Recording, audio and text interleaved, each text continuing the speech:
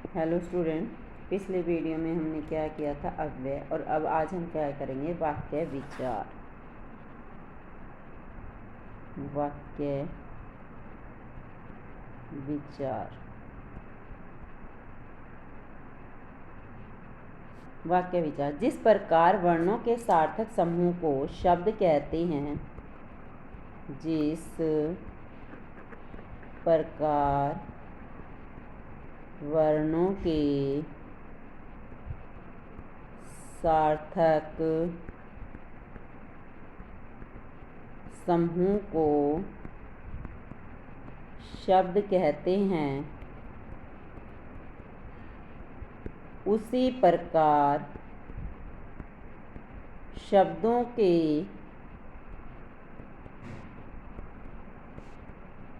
सार्थक समूह को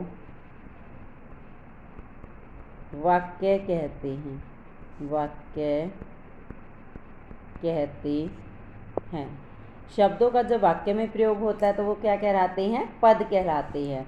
देखो, आम राजा है फलों का। आम राजा है फलों का। बजा रही है रंजना सितार। ये मैंने आपके सामने 2 एग्जाम्पल लिखे। इन एग्जाम्पल्स में इन दोनों उदाहरण में आपने क्या देखा कि दोनों शब्द समूह हैं, लेकिन ये वाक्य नहीं है, क्योंकि वाक्य में प्रयुक्त शब्दों का एक व्यवस्थित कर्म होता है, उसका अर्थ होता है, और जो है सभी शब्द जो वाक्य के नियम के अनुसार बंधे होते हैं। उपयुक्त वाक्य में तो ऐसा कुछ भी नहीं है। इसको हम कैसे लिखेंगे? आम फलों का राजा है। आम फलों का राजा है। रंजना सितार बजा रही है। बजा रही है। तब ये सार्थक वाक्य है, क्योंकि इनमें सभी शब्द जो एक क्या लिखे हैं? व्यवस्थित क्रम में लिखे गए हैं, और ये व्याकरण के नियम के अनुसार है। तो शब्दों में व्यवस्थित या शब्दों के सार्थक समूह को हम क्या कहते हैं? वाक्य।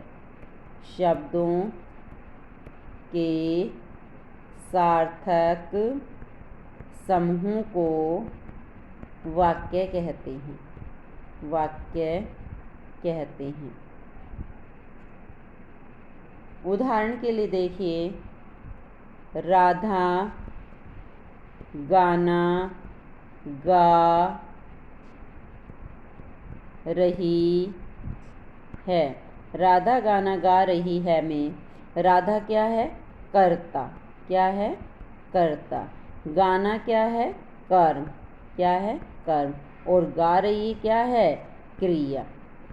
इंग्लिश में भी तो ऐसे ही होता है, सब्जेक्ट फिर हेल्पिंग वर्ब फिर ऑब्जेक्ट, ऐसे चलता है। नेक्स्ट है खाना खा लो। खाना क्या है? खाना है कर्म, और खा लो क्या है? क्रिया। तुम जाओ।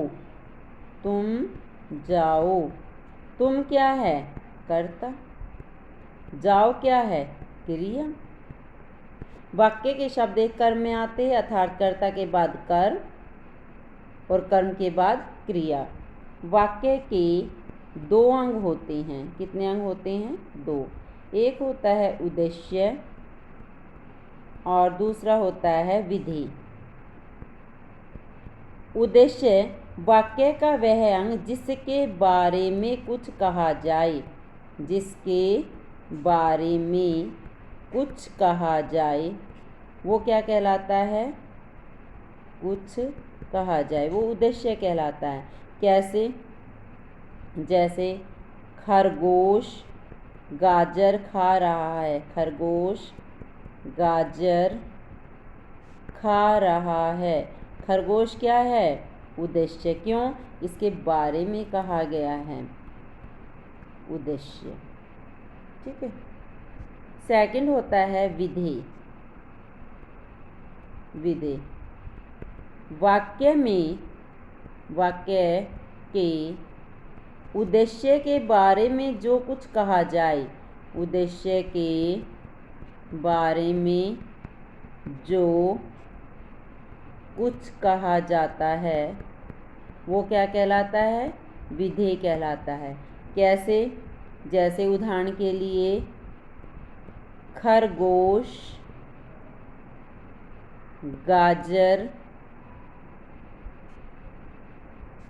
गाजर खा रहा है। अभी मैंने उद्देश्य में आपको उदाहरण बताया था कि खरगोश क्या था? उद्देश्य। लेकिन मैं अभी आपको क्या करा रही हूँ? विधेय।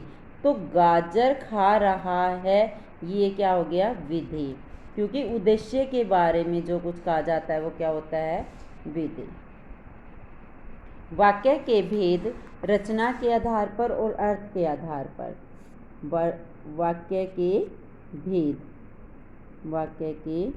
भेद अभी मैंने क्या कराए थे आपको? पहले अंग, अब क्या करा रही हूँ? भेद। कितने होते हैं? 2। कितने होते हैं? 2। पहला होता है रचना के आधार पर, दूसरा होता है अर्थ के आधार पर। रचना के आधार पर भी 3 होते हैं। कितने होते हैं? 3। पहला होता है सरल वाक्य, दूसरा होता है संयुक्त